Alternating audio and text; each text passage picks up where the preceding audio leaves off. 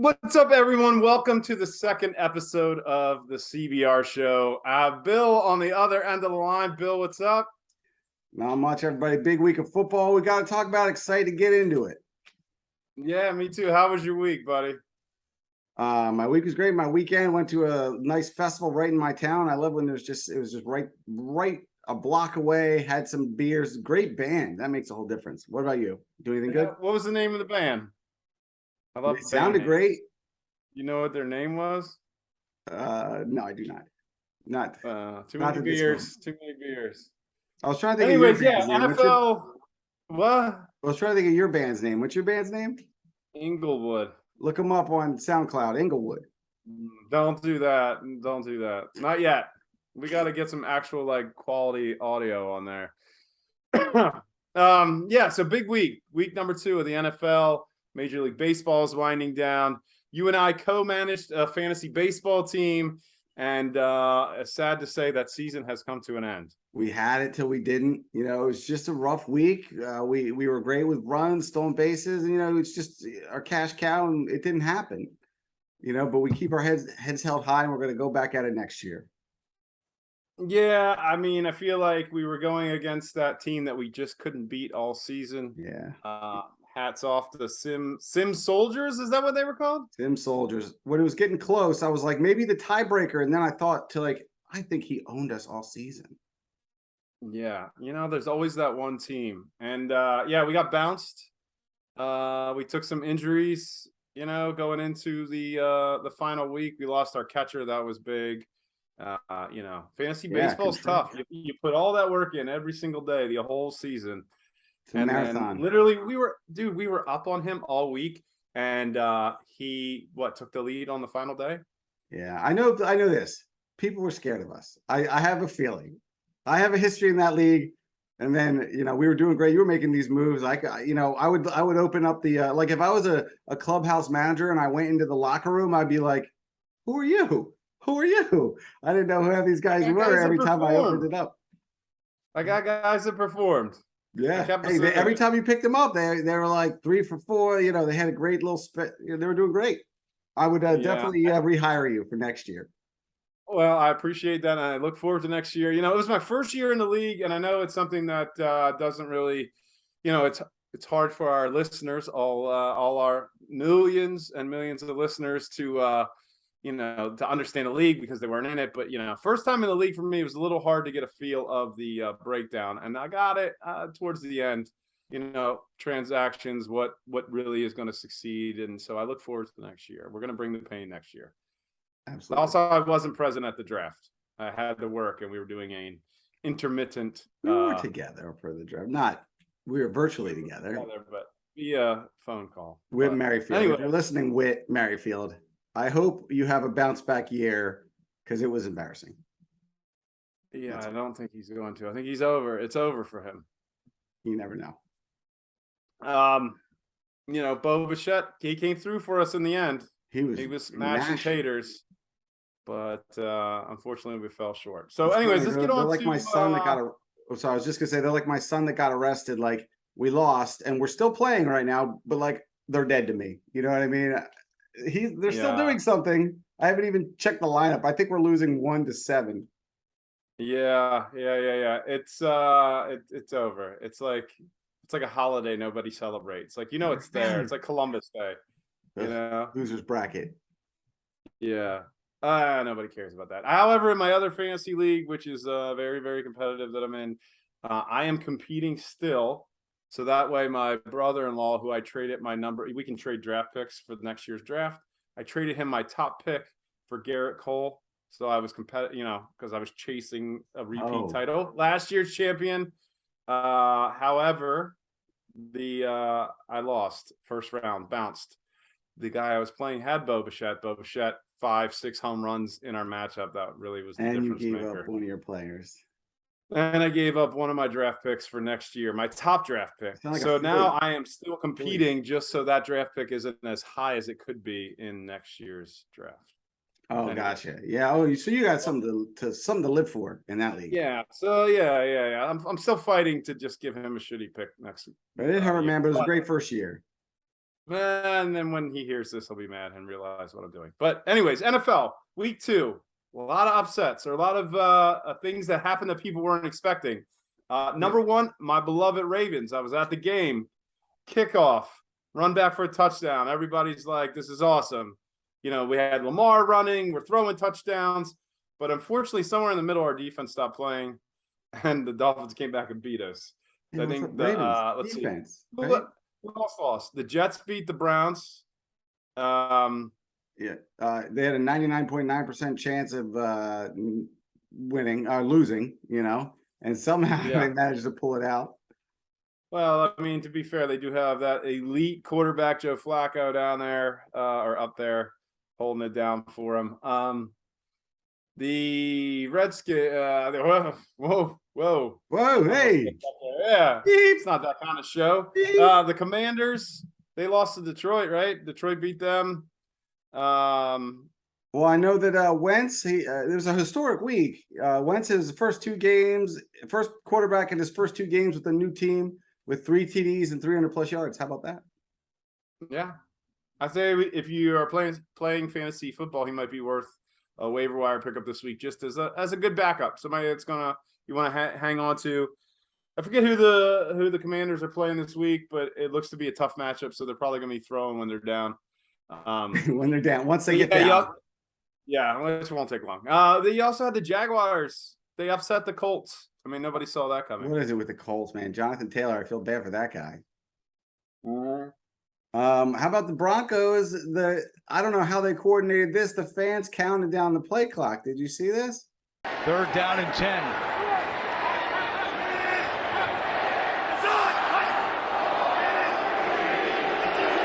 With the fans counting down the play clock. But yeah, they coordinated counting down, almost like Karl Malone back in the playoffs. He used to take forever shooting free throws, so they would count it. 10, 9. And that's when he kind of lost it. He wasn't able to shoot free throws anymore because they were counting. He had his whole routine, you know, had to do his routine. But that's embarrassing as a coach. Like the stadium is counting down, so you don't get another penalty for not snapping the ball in time. That's great. Yeah, Doesn't look good. Yeah, and the Broncos, I think they lost also, right? They're 0-2. Did they lose? My prep work today. I didn't do my prep. I didn't do my prep work this week, Bill. I was at that game, devastated by the Ravens' loss, and then I've just been recovering ever since. You know, it's just been the road to recovery. Silver lining to that in that Ravens loss, Jackson became the first player since at least 1950 with at least 300 yards and 3 touchdowns through the air, combined with 100 yards and a touchdown on the ground, while also setting the record for the most games with 100-plus rush yards by a quarterback in NFL history with 11. Yes, 11. They made that announcement on the Jumbotron while we were there. How many yards do you think he would have gotten if he played in 1950? He would have torched people. All of them. Yeah, they would have found out a way to get rid of him, though. You know. How about Andy Reid? Do you know what Andy Reid accomplished since did your Jumbotron tell you that? No. Put that in your Jumbotron and smoke it. Well, they don't tell you everything on the Jumbotron. You don't even watch the game. You're just watching facts on the Jumbotron. It's kind of like VH1 behind the music, or not behind the music, but pop-up video. Pop-up video, yeah. Yes. So Andy became one of only 4 coaches to go 100 games over 500 for his career. Oh, I saw them talking about that last week. Can you give me? No, I did see that. I did see that during the game, the Chargers-Chiefs game. First off, love Andy Reid. It was his time to go. He'd probably say that here in Philadelphia. But I mean, I've always loved him even after he left. You know, congratulations, Andy Reid, on that one. There's only 3 other coaches that did it. Can you tell me 2 of them? Bill Belichick. Oh, yeah. Of course. Don Shula. Oh, that's 2 of them. Can you go for the last one? First name George. Last name, I don't know this guy. George Halas. He sounds made up. Not real. Yeah, dude, at the Ravens game, I got to see some great displays of adult temper tantrums. Game's over, we lost. It's I find it great entertainment in football. I love going to football games. I love watching football on TV. Yeah. But it's funny, you can watch this, like, it's almost like the fans follow a script, right? They drink too much.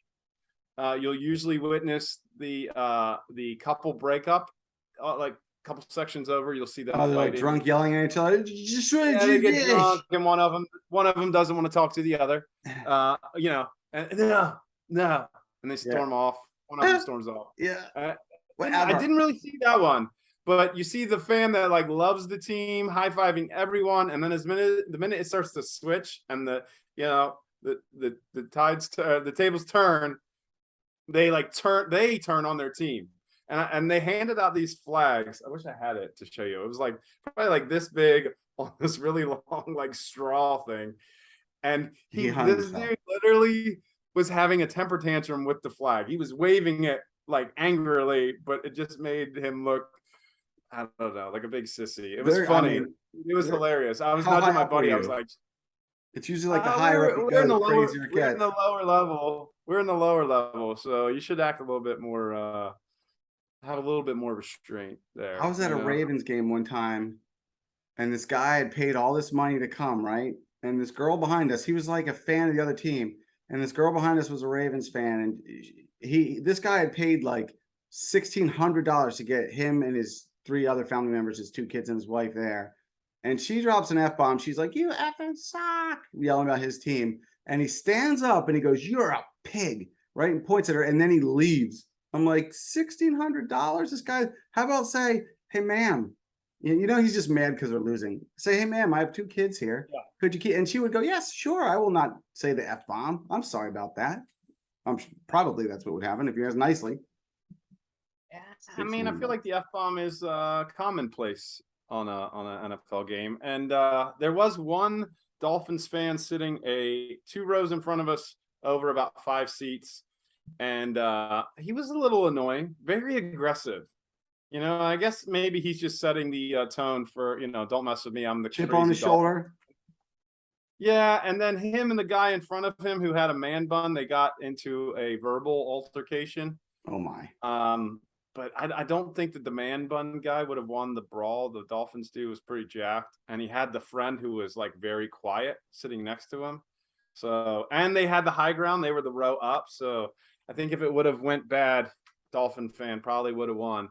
But then he would have been quickly outnumbered. So we waited, but it just kind of calmed down, and the guy got real quiet during the entire game when we were winning. And then at the very end, he got very mouthy again and was like videotaping him waving goodbye to the Ravens fans and the score. People must have wanted to just eviscerate him. He kept doing this waddle thing. For Waddle? Like yeah. Well, it's funny you mentioned that. Jackson wasn't the only buddy who was doing historic things in that game. The Dolphins became the first team in NFL history with a player recording 400 pass yards and 5+ pass TDs, as we know it was 6, and 2 others recording 170+ receiving yards and 2+ receiving TDs, Hill and Waddle. Your shoulders have got to be more upright. I can't do it. I can't dance. Dude. Yeah, I watched it. I was there. It was ugly. It happened. Moving on. We had a Geno Smith win. Was that Geno Smith? He did not win. They played the 49ers. I thought he won. He played well though, right? I had DK Metcalf, and he got me like 9 fantasy football points. So, well, yeah. I wanted to check out like Geno Smith, who's still playing from that class, and it turns out it's one of the worst classes in history. Usually in the top 5, sometimes 3, sometimes 2. EJ Manuel, you remember him? He was the first pick of quarterbacks, number 16. He was a defensive player? No, he was a quarterback. Oh, Ohio State? Very memorable. I don't remember. Geno Smith went 2nd as a quarterback, 39th overall, though. Mike Glennon, Matt Barkley, Ryan Nassib, Tyler Wilson, Landry Jones, Brad Sorensen, Zach Dysert, BJ Daniels, almost done, Sean Renfree, and then you wouldn't want to be this guy. He's one of the only guys I've heard of on that list, undrafted in that draft, Matt McGloin. They're like, "We got enough good quarterbacks, Matt. We don't need any more." Oh man! And the only one still playing is Geno. Yeah. But didn't he leave the league for a while? I don't know. You'd have to ask him. And guess who I have on the line? Who? Wait, no, he hung up. It was Geno Smith, but he hung up. Darn it, Geno. Guess we'll just have to wait till next So week. many questions. And that's all my NFL. I have one more sort of NFL related thing. I finished watching that Manti Te'o documentary. Did you finish it? No, I gave up on it. Man, you know, it's interesting. Did you see the part where he shows that when she could do the voice of a lady? I didn't see that part. Oh my No. God. She went on Dr. Phil when she was still Renaya, and Yeah. he put her in a dark room. He said, I need to be in a dark room to get into it. And Dr. Phil said, I have all these law enforcement experts to say the person on the phone, there's a 99.9% chance it wasn't you. And then Renaya does the impression in like a dark room. And Dr. Phil says, they said unequivocally, the person he was talking to was you on the phone, doing an impression of a woman. So I don't think he knew, dude. It's incredible, right? The whole story is just absolutely bizarre. I don't know how you could even not. Oh, speaking of, hold on. My girlfriend's calling. Hold on. Hey, babe. I love to hear your voice. What are you doing? I love your voice too. Thank you. What are you doing? Oh, just studying for exams. You know. When can I see you? I need to see you. Baby, you know they don't take visitors in prisons. We've been through this. But I love you. I know. All right, Soon. I gotta go. We're hosting a podcast. Oh, I'm so sorry. All right, hi, Murph. All right, bye, guys. I'll let you do it. See ya. Bye, baby. I love her. Bill, I don't think that's a girl. What are you talking about? When are they going to allow visitors in prisons? I don't know, but I think they allow visitors in prison. Is she at what correctional facility is she at? Is it? She doesn't want me to see her like that. There must be. Well, I don't. What's she locked up for? Armed larceny. Yeah. Is that a thing? I don't But know. yeah, so we're gonna meet up soon. She gets out and parole's a thing possible, but she doesn't think they like her. So we'll see what happens. But Yeah, I mean, look, if you're happy, I'm happy. thank you. Oh man. Some pop culture. You want some pop culture? Oh, I got two Yeah, go. things.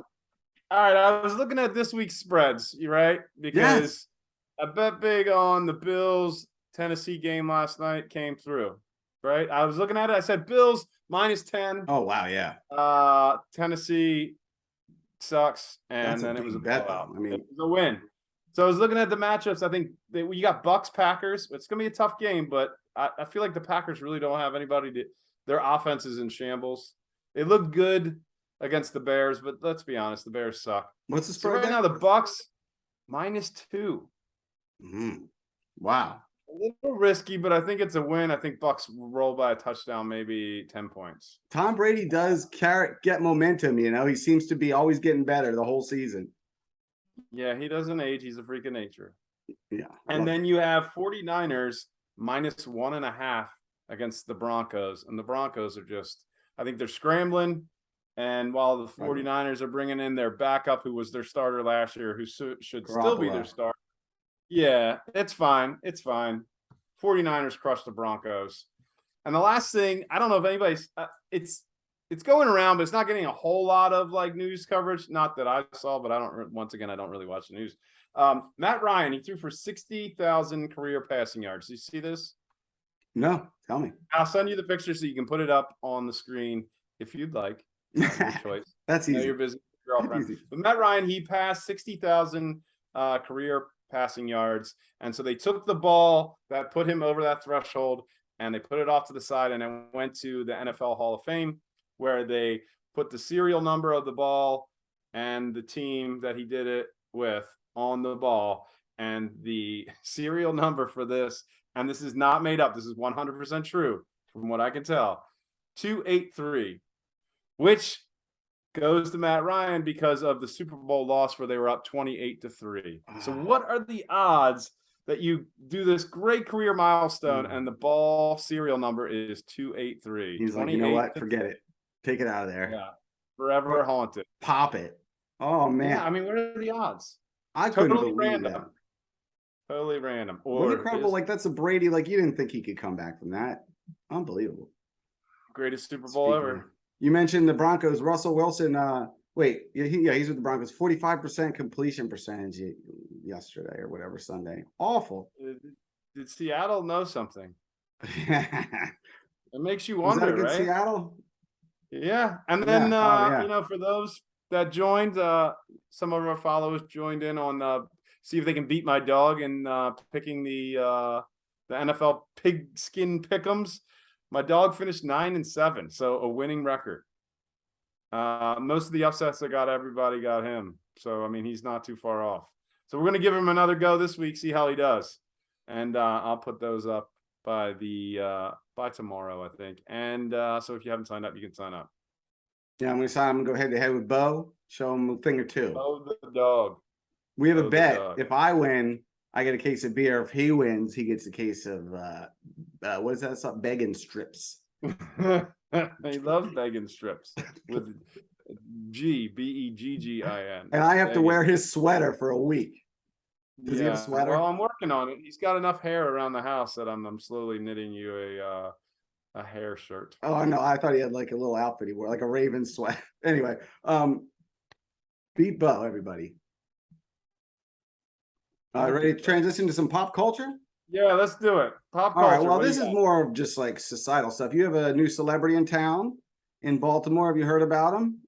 Recently released from prison, Adnan Syed. Are you aware of him? Dude, I don't know about that. Do you remember when everybody was talking about the Serial podcast? Yes, I was super into the Serial podcast. You know what the worst part about the Serial podcast was? What's that? That they made a second one that sucked balls. I didn't listen to that one, so I guess I Dude, say that's like the True second one Detective was season terrible. I think it What was was it about? about that guy Bo Bagnall or whatever his name is.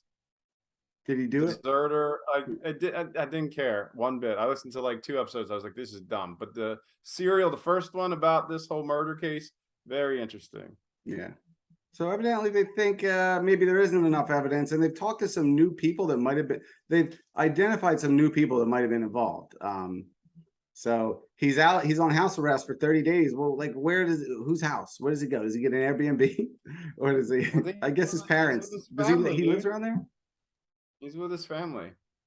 Yeah. I mean, I have a feeling he's going to get paid. Like he's going to tell his story and make lots of money. And the sad part is he might have actually killed that girl. You know, I definitely didn't leave the podcast feeling like he didn't do it. I can't say whether he did or not. And most people are like, dude, come on, bro, he didn't do it. I'm like, I don't know. That's what I say. I just think the vibe I got from him is he's one of those people that thinks they're smarter than everybody else. And, you know, maybe he is. He got out of jail. He did have a weird moment where Sarah Koenig was like, I mean, I met you. You seem like a nice guy. And she had known him for a while. And he's like, I don't like when people say that. Why does it, that I'm a nice guy? What does that get me? I'm in here. And I'm like, ooh, a little bit of a, but hey, maybe he didn't do it. I'm not passing any judgment. I don't know. I don't have all the facts.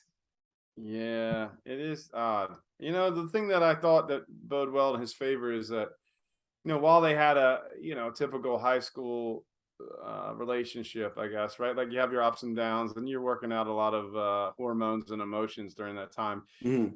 There was no sign of him like beating her or anything. You know what I mean? So like what escalated him to like strangle her? Well, and there was that one lady that saw him at the library but never got to testify or whatever. That sticks out to me as one thing that was fishy. And they say the phone records that were used might be false or something wrong, faulty. So I don't think they were able to like triangulate them properly to know where he was. But like, and then there was that witness, Jay. Who claimed that, Jay that helped him like throw her in the dumpster or throw her in the woods or whatever. Yeah. How did he even not go to jail, right? He didn't go to jail? I don't think he went to jail. No, we'll have to check it out, guys, if you haven't heard it. But so if you see Adnan, I guess you wouldn't see him unless you went to his house. Yeah, well, at least for 30 days. Yeah. And then I have one more piece of pop culture. That's not pop culture, but we can go to some pop culture. Jeopardy the other night had some controversy. The question was this: Final Jeopardy. Can you see that? The governor of Massachusetts wrote. The governor, I'm just going to read it for our people in case I can't read it. The governor of Massachusetts wrote, "It is a poor document, but a mighty act. Wrong until it's delay, till January, but grand and sublime after all. Now, do you have a guess on that one? What am I guessing? What the document was? Yes, it is a weird question, right? Sometimes Jeopardy questions, I'm like, what am I trying? Oh, okay. Yeah, what's the document he is referring to? I don't know. It's such a vague question, you know. It doesn't say year or anything, but so here's the answer. What was the category? History, I guess. I don't know, but here's the answer. What is the Emancipation So that's what this guy wrote. And the big controversy is that Ken Jennings gave him the answer. What do you think about that? I didn't read the official rules, but he tried to spell it twice and couldn't. But I guess he, knew what it was. But people are up in arms about this. What do you think? Well, society is getting really dumb. So this is probably going to be a reoccurring thing on Jeopardy now. Well, that's a good that's point. That's how I answer like questions when I was taking a test and I didn't know the answer, but I kind of knew the answer. I mean, it almost looks like he knew it was an Emancipation P, right? It's Emancipation P. But I'll tell you who did know it. This kid that was on Jeopardy. Oh. When I Googled it, I found this kid. So it must have been a question before about the Emancipation. And here's somebody who got it right. What do you know about that? What is the Emancipation Proclamation? And that's all we have time for, folks. Are you serious? You're not being serious, right? Maybe I am, maybe I'm not. Oh man. But anyway, we're doomed. That's all I got. I gotta call my girlfriend back. Okay, give her a call. Yeah, she said she's in solitary for like 3 months, coming up soon. So that's gonna be lonely. She must not be a role model inmate. Well, she's celibate and I'm celibate, and that's all we care about. Yeah, keep your promises to each other, brother, because that's all you have in the end Love. of the day. Love is all you have. Well, I wish you guys the best. Maybe we'll hold off for 3 months to our next podcast. Like and subscribe. I hate saying that, but like and subscribe if you think it's for real and she loves me. Yeah, I don't think anybody's gonna like or subscribe to that. Oh, brother. All right, buddy. Well, I guess we'll come back next week and do more sports, more whatever news. This was fun. CBR Show. I'll be more energetic. It was a rough day. Yeah, this guy was trying to go to sleep before we started here. What's that? You were trying to go to sleep. If you can't handle life, get off the tracks. You know what I mean? Did you just tell me to kill myself? I didn't mean to, but that's what it sounded like. Yeah. No, that's not what I meant. Go stand on being alive. Tracks. Just don't be alive. All right, I got it. I said get off the tracks. I didn't say stand on them. Goodbye, everyone. See you later. All right, dude. Oh, yep, that's it. All right, that's all I got. See ya.